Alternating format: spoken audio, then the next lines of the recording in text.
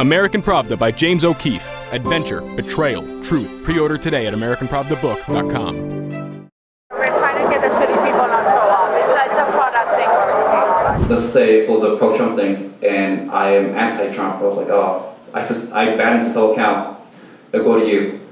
And then it's at your discretion. And if you're anti-Trump, you're like, oh, you know what, Mo was right. Let it go. The idea of the shadow ban is that you ban someone, but they don't know they've been banned because they keep posting, but no one sees their content.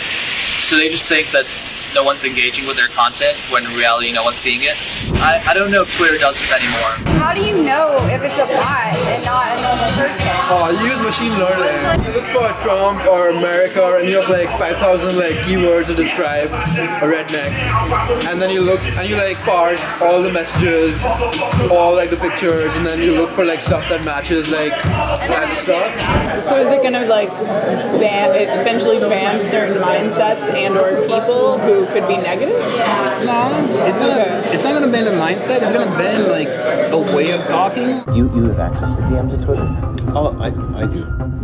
It's a lot of bad press if like, you know, people figure out that you're shadow banning them. It's like unethical in some way. We're trying to downrank it. We're trying to get the shitty people not show up. Yeah, they say, oh, this is pro-Trump. You know, I don't want it because, you know, it offends me. That's that. I say, I ban this whole thing. Pretty sure every single employee on Twitter hates Trump. What we can do on our side is actually very terrifying. Our last video exposed Twitter's eagerness to turn over President Trump's direct messages to the Justice Department. We think today's release will help you understand why. Because although Twitter presents itself as politically neutral, its culture behind closed doors is one of blatant censorship, systematic bias, and political targeting. While many suspected this was the case, today we present the proof out of their own Twitter mouths. So we're probably about 90% anti-Trump, maybe 99% anti-Trump. It's really hard to decide what to do about Donald Trump. Yeah, half of the people want to ban him, half of the people want to keep him. Does everybody at Twitter feel? Pretty much. Yeah, I mean, you got to go to Google in order to find the conservative. What department do you I'm in trust and safety. I do all the policy work for safety policy. I'm in the controversial team. Oh my goodness! I'm the team everyone says a lot about, yeah. Olinda Hassan is a policy manager for Twitter Trust and Safety. Her team is responsible for Twitter's rules and regulations, determining what content is and isn't allowed. Just last month, Trust and Safety updated their policy in an effort to crack down on racism and other forms of hate speech. But how do you keep like my timeline? Like, how do you keep certain things off my timeline? So like, because people will like read. We're trying to downrank it, but you need to also have a control of your timeline. So I've tried to like block people like Cernovich and stuff like that, and mute and stuff like that, but they still show up like all the time. That's something we're working on. I mean, how? I don't know what to do. We're working on. We're trying to get the shitty people not show up. It's a product thing we're working on. We wondered which people Hassan was referring to.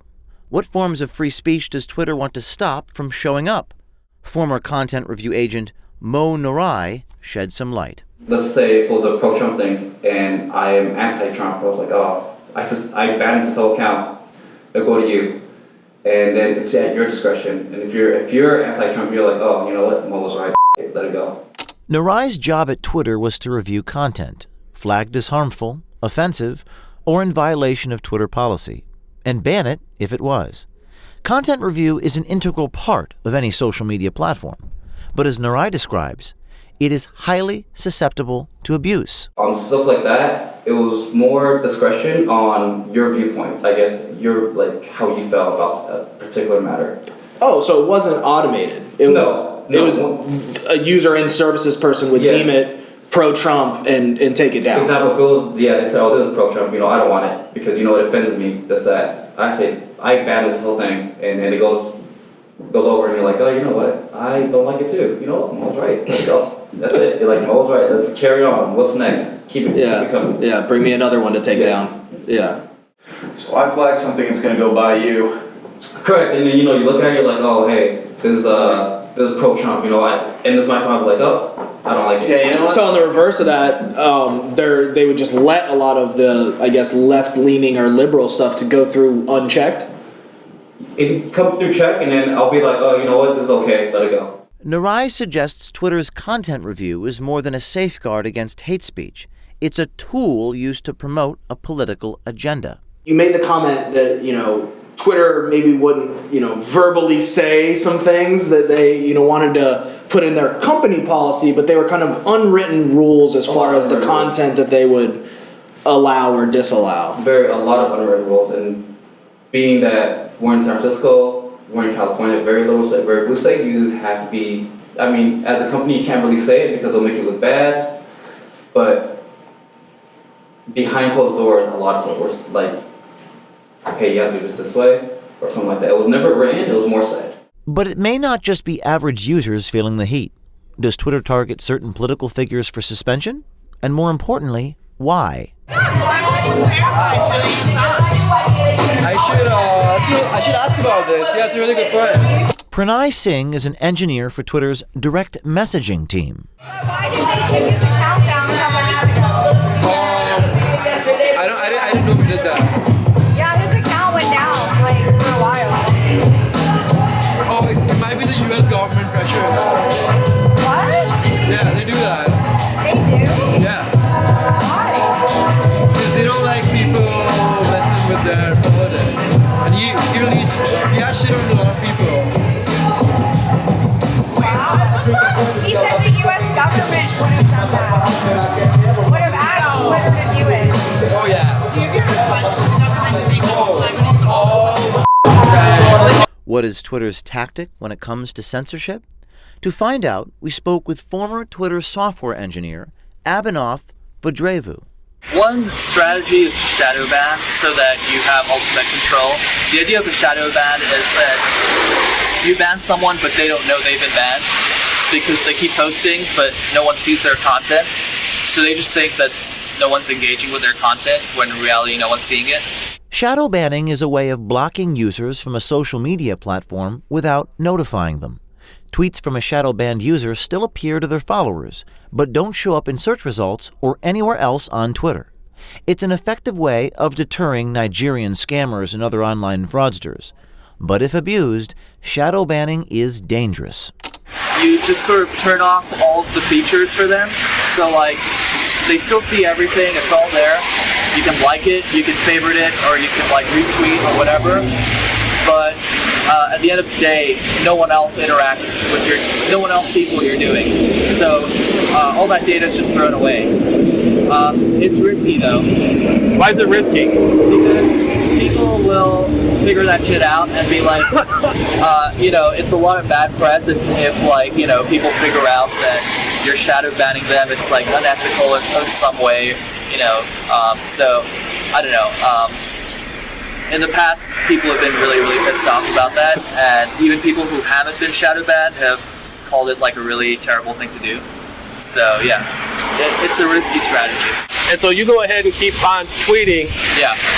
And you've been banned and don't even know it. Yeah. I definitely know Reddit does this, but I don't know if Twitter does this anymore. Could shadow banning be used to stealthily target political views? Here's former Twitter engineer Conrado Miranda. I've heard talk that it's a good thing because they'll use it to ban like Trump supporters or conservatives. So I didn't know if like that's just a rumor or if that's true. That's a thing. That's a thing? That's a thing. Yeah. So how? How was that done?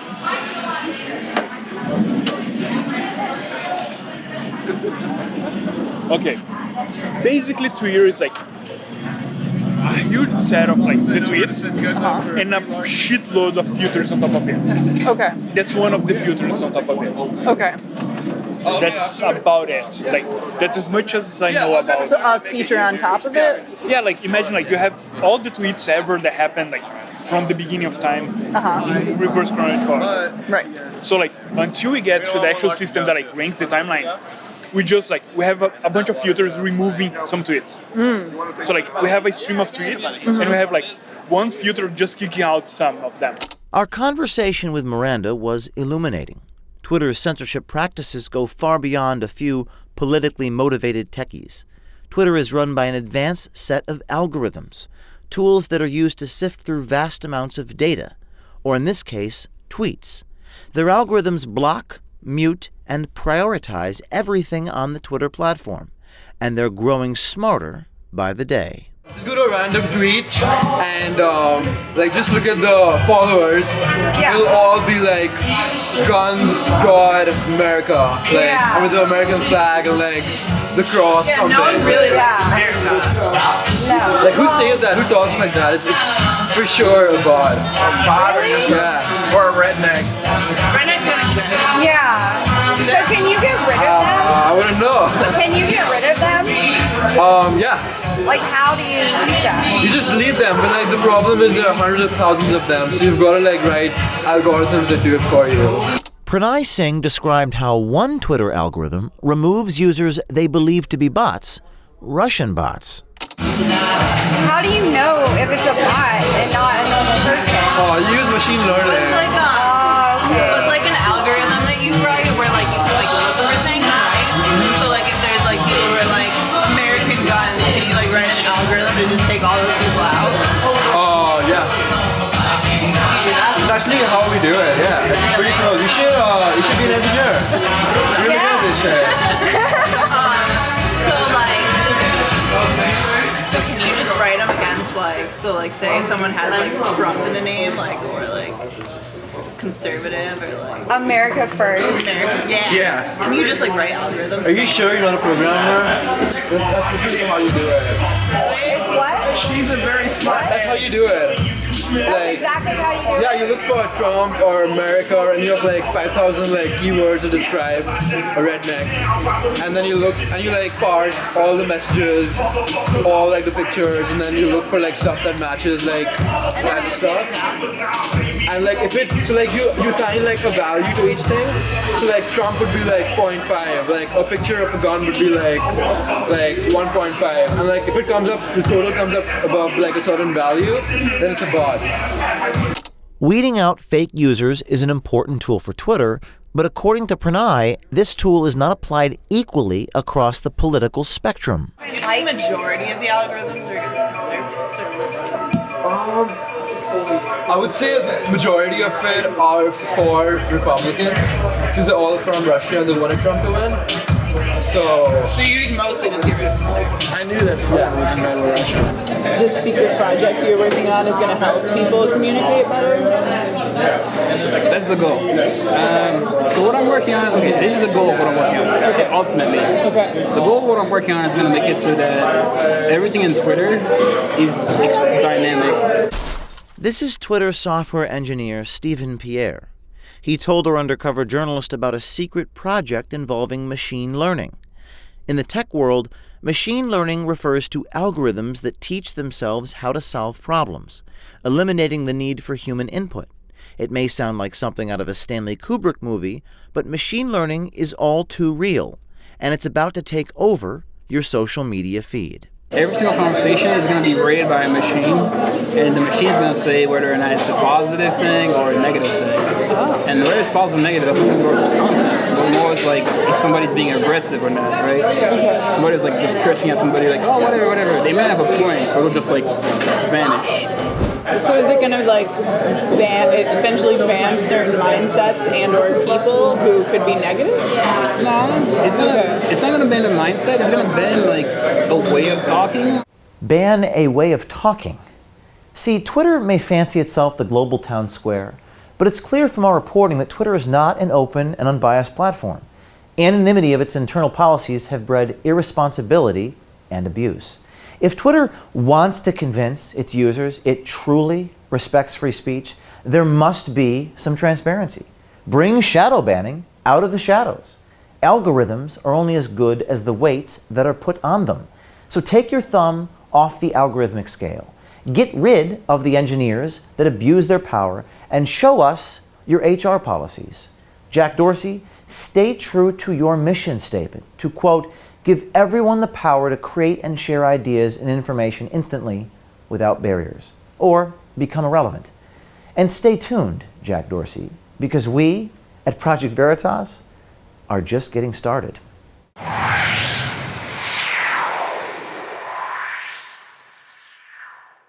American Pravda by James O'Keefe. Adventure, betrayal, truth. Pre-order today at AmericanPravdaBook.com.